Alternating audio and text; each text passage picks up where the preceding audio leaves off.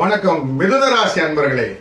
நண்பர்களை தன்வசம் கொண்ட நீங்கள் வாழ்க்கையிலே எந்த காரியத்தை செய்தாலும் உங்களுடைய ஆப்பர்ச்சுனிட்டி பெனிஃபிட்டை நண்பர்கள் குழாத்துடன் ஒன்று சேர்ந்து சந்தோஷத்தை பகிர்ந்து கொள்ளக்கூடிய அத்தனை விதமான நளினத்தையும் தெரிந்தவர் நீங்கள்.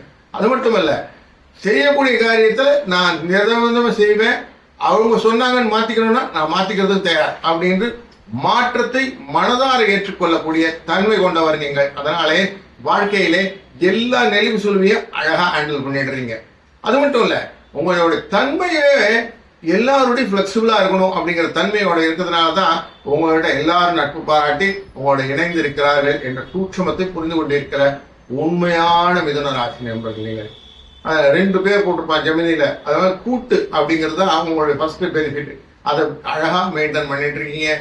மனதில் 2 மனம் வேண்டும்னு கண்ணதாசன் சொல்லியிருப்பார். அந்த 2 மனத்தையுமே அழகா மெயின்டைன் பண்றது, நல்லது கெட்டது தீயது நன்மை இதெல்லாத்தையும் ஒன்னா சேர்த்து அழகா அதை கலந்து வைத்துக் கொண்டு வாழ்க்கையை நடத்த வேண்டும் என்ற சூட்சமத்தை புரிந்து கொண்டது.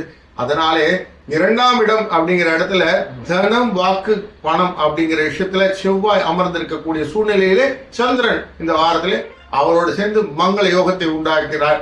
பைசா வர்றதுக்கு சந்தேகம் இல்லாம பைசா வரப்போகுது அப்படின்னு சொல்லிடலாம்.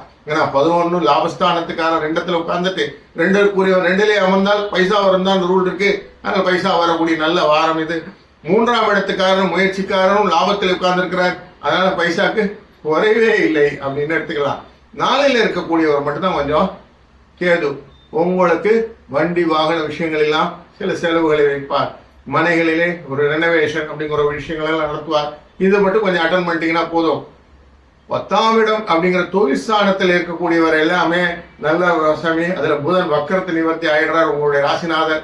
அதனால அழகான ஐடியாஸ், புதிய ஐடியாஸ் எல்லாம் பிறக்க ஆரம்பிச்சுட்டு இந்த வாரத்திலே சுபிட்சமான காரியங்களை எல்லாம் நீங்க செய்ய போகிறீர்கள். இந்த வாரத்திலே 4, 7 என்ற எண் உங்களுக்கு அதிர்ஷ்ட எண்ணாக அமைத்துக் கொள்வது.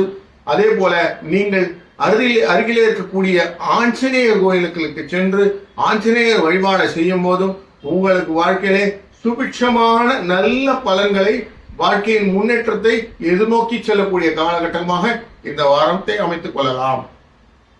வாழ்க வளத்துடன்.